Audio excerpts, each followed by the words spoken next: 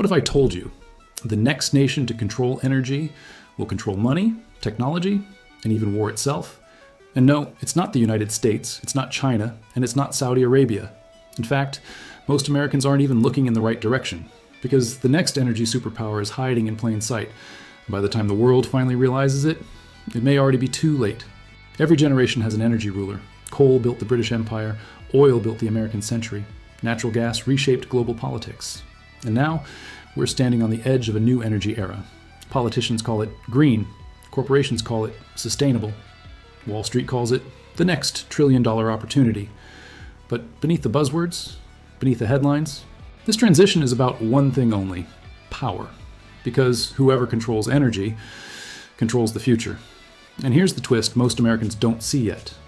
This new energy era doesn't reward who has the most oil. It doesn't reward who has the biggest military, and it doesn't even reward who has the largest economy. It rewards something else entirely. Let's be honest.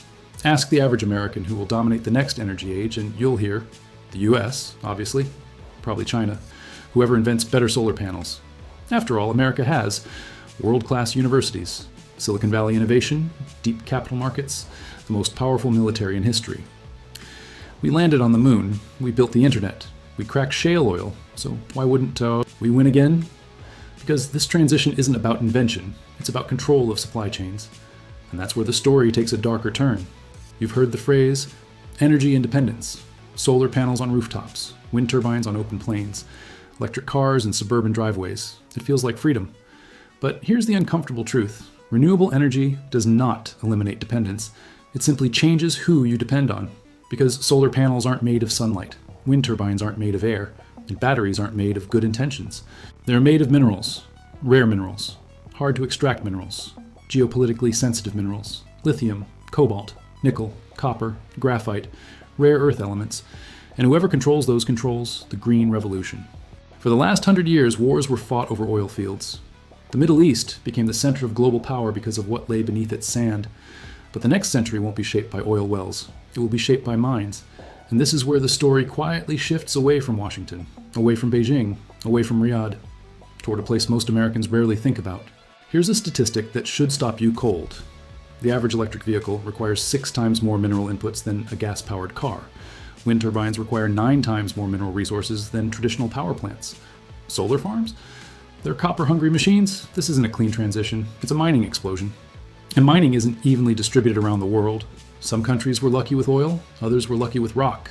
At this point, many viewers assume, okay, it must be China. China dominates solar manufacturing. China refines most of the world's lithium. China controls huge parts of the battery supply chain. That's all true. But here's the twist. China is not the next energy superpower. China is the middleman, and middlemen are powerful until the source decides otherwise. China imports most of the minerals it depends on, which means someone else holds the real leverage. In every energy era, power lives upstream. Oil era? Whoever controlled the oil fields. Gas era? Whoever controlled pipelines and reserves. Green era? Whoever controls the ground itself. The nations sitting on raw materials that can't be replaced, can't be synthesized, and can't be skipped. Those nations decide the future, and that brings us to the real answer. The next energy superpower is not a single country. It's a region. A region rich in minerals, politically fragmented, economically underestimated, and largely ignored by American media. Africa. Africa. Not Silicon Valley, not Beijing, not Texas. Africa holds around 60% of the world's cobalt, massive lithium reserves, some of the largest untapped copper belts on Earth. Rare earth deposits the West desperately needs. And unlike oil, many of these materials have no substitutes. No cobalt means no batteries. No copper means no power grid. No lithium means no EV revolution. The green future cannot exist without Africa. For decades, the US viewed Africa as a humanitarian concern, a development challenge, a geopolitical afterthought. While Washington debated climate policy, others were quietly signing mining contracts. China didn't arrive with speeches. They arrived with roads, ports, loans, infrastructure. And now? China processes much of Africa's minerals, Europe depends on them, and America is scrambling to catch up. Here's the part. Few want to say out loud, Africa no longer needs Western approval. New alliances are forming, new trade routes are emerging, new financial systems are taking shape. Some African nations are demanding local processing, local jobs, local ownership. They don't want to be the gas station anymore. They want to be the refinery. And if they succeed, the global balance of power shifts permanently. Here's the ultimate irony. The next energy superpower won't look powerful at first. No aircraft carriers, no tech giants, no global reserve currency, just leverage. And leverage is enough. Because when the world needs what you control, you don't need to invade anyone. They come to you. Ending strong close. For 100 years, energy shaped history. Empires rose, wars were fought, nations collapsed.